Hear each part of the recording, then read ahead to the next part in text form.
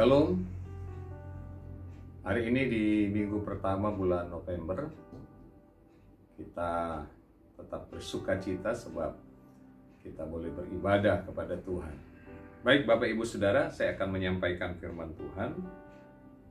Di bulan November ini, bulan doa, maka judul khotbah saya adalah Tetaplah Berdoa. Ayat terpendek dalam Alkitab Perjanjian Baru 1 Tesalonika 5 ayat 17, tetaplah berdoa. Doa merupakan senjata. Doa merupakan alat kita berkomunikasi dengan Tuhan.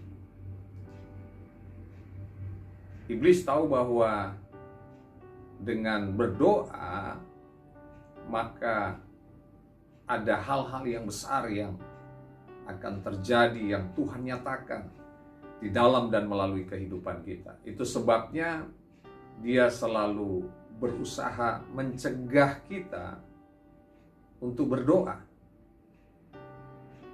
Nah, hari ini kita diingatkan kembali bahwa tetaplah berdoa. Dalam kondisi, dalam situasi, dalam keadaan apapun, tetaplah berdoa. Karena ada hal-hal besar yang Tuhan nyatakan melalui doa kita. Yang setuju katakan amin.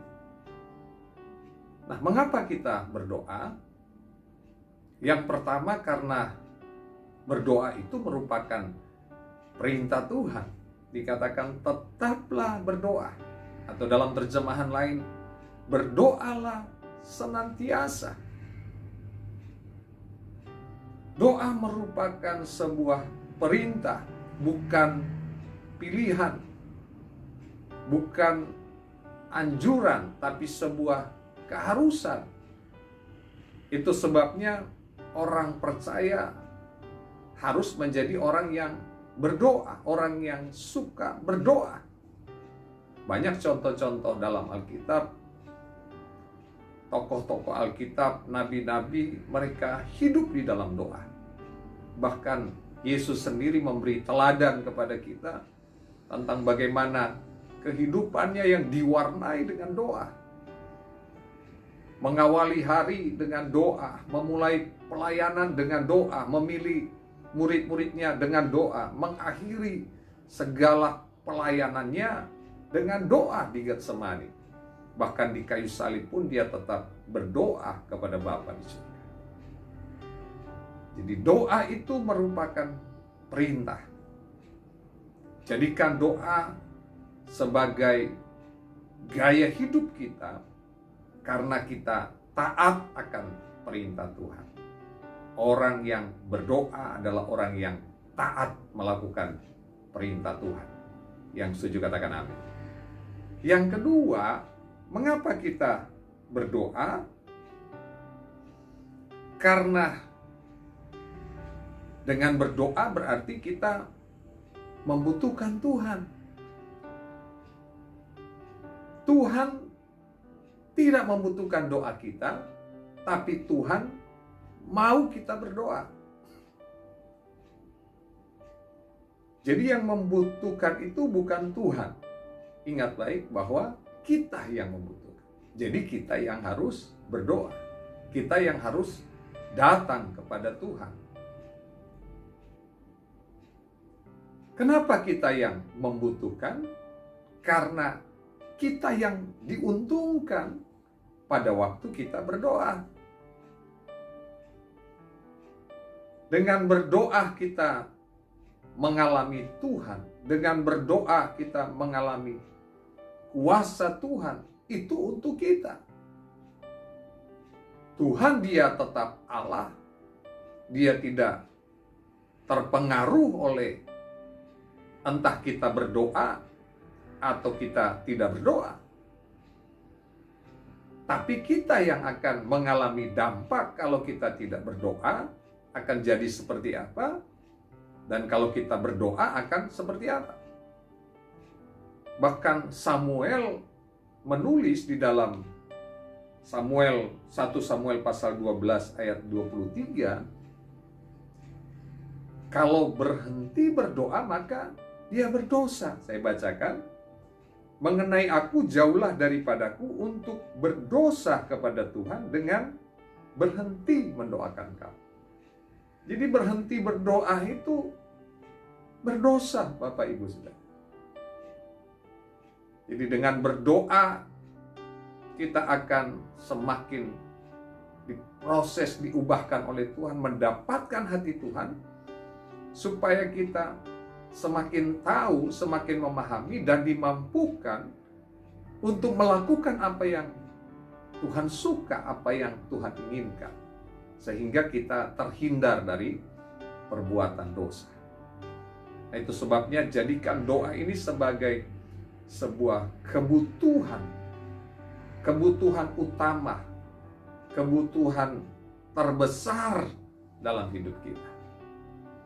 Maka percayalah, waktu kita berdoa, kebutuhan kita terpenuhi, ada sukacita, ada damai sejahtera yang memenuhi hati dan seluruh kehidupan kita. Yang ketiga, mengapa kita berdoa? Karena dengan berdoa itu adalah bentuk kita mengandalkan Tuhan. Tidak ada kekuatan lain di luar Tuhan yang bisa kita andalkan. Jadi hanya kekuatan Tuhan. Dan itu kita dapatkan melalui doa. Sebab Alkitab berkata, doa orang benar besar kuasanya. Jadi orang benar kalau dia tidak berdoa, tidak ada kuasa yang terjadi. Sebaliknya, walaupun berdoa tapi dia tidak hidup benar, juga tidak ada kuasa yang terjadi. Jadi orang benar yang berdoa, maka kuasa Tuhan di sana terjadi. Doa itu satu paket dengan kuasa. Waktu kita berdoa ada kuasa. Kenapa? Karena kita sedang bergantung. Kita sedang mengandalkan Tuhan. Kita sedang terhubung dengan Tuhan. Ibaratnya kalau handphone misalnya sedang lowbat, maka dia perlu terhubung dengan arus listrik supaya ada kekuatan lagi pada batu baterainya. Hidup kita harus terus-menerus terhubung dengan Tuhan supaya ada kekuatan. Ini menunjukkan bahwa kita bergantung dan hidup kita memang tergantung sepenuhnya kepada Tuhan. Mari kita belajar terus hidup di dalam doa. Jadikan doa ini menjadi sebuah gaya hidup karena memang kita mengandalkan Tuhan. Jadi orang yang tidak berdoa itu sama dengan dia tidak mengandalkan Tuhan dalam hidup. Dan Alkitab dengan jelas berkata, terkutuklah orang yang mengandalkan manusia, yang mengandalkan kekuatannya sendiri. Tapi diberkatilah orang yang mengandalkan Tuhan. Tunjukkan kebergantungan kita, pengandalan kita kepada Tuhan dengan terus menaikkan doa. Yosafat ketika dia berperang, dia berdoa kepada Tuhan. Musa naik ke gunung untuk mengangkat tangan ketika bangsa Israel sedang berperang. Daud, Alkitab berkata, 7 kali sehari aku memuji-muji Tuhan. Daniel punya gaya hidup yang selalu berdoa kepada Tuhan. Bahkan Yesus sendiri memberikan teladan yang baik. Dia bergantung kepada Bapa. Menghadapi situasi yang sulit dalam kemanusiaannya di Getsemani. Dia berdoa kepada Bapa, Bapa kalau boleh lalukan cawan. Ini sebuah sikap yang mau bergantung kepada Allah, bergantung kepada Bapa di surga. kita tidak mampu dengan kekuatan kita sendiri menghadapi persoalan, masalah apapun. Dengan doa, pada waktu kita terhubung dengan Tuhan, kita bergantung sepenuhnya kepada Tuhan, maka percayalah, doa-doa kita itu akan berkuasa, doa-doa kita akan berdampak, dan kita akan melihat bahwa Tuhan yang menyelesaikan setiap persoalan yang kita hadapi. Tuhan bukan tidak mau menyelesaikan masalah, bukan tidak bisa menyelesaikan setiap masalah, tapi Tuhan sedang menunggu kita untuk berdoa, meminta kepada-Nya. Itu sebabnya firman Tuhan berkata, mintalah, maka akan diberikan. Satu ketika Yesus sedang berlayar bersama murid-muridnya, mereka dilanda oleh angin ribut, angin besar, angin badai. Tapi apa yang terjadi? Alkitab berkata Yesus sedang tidur. Lalu murid-murid datang membangunkan Dia. Perhatikan baik Bapak Ibu Saudara, di tengah-tengah masalah yang terjadi, Yesus tidur. Yesus tidak tertarik dengan apapun yang sedang terjadi.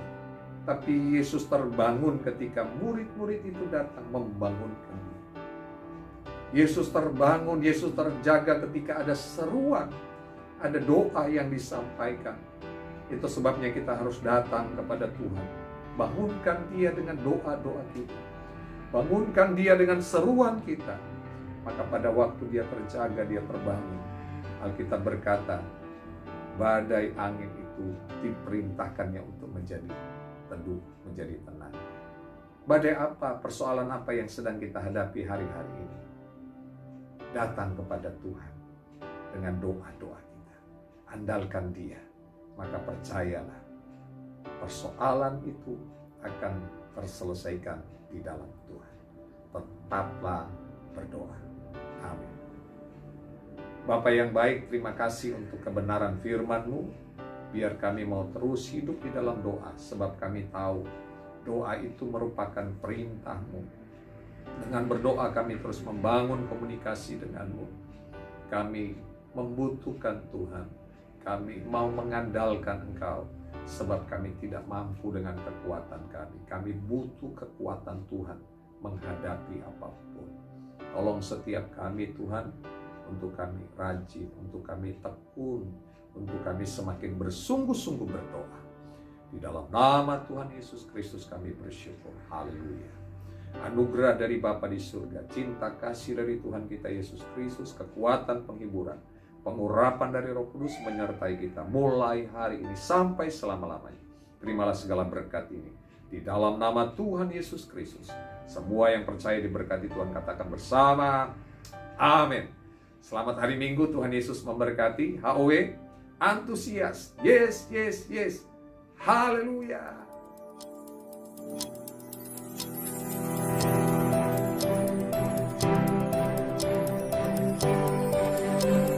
Audio Jungle.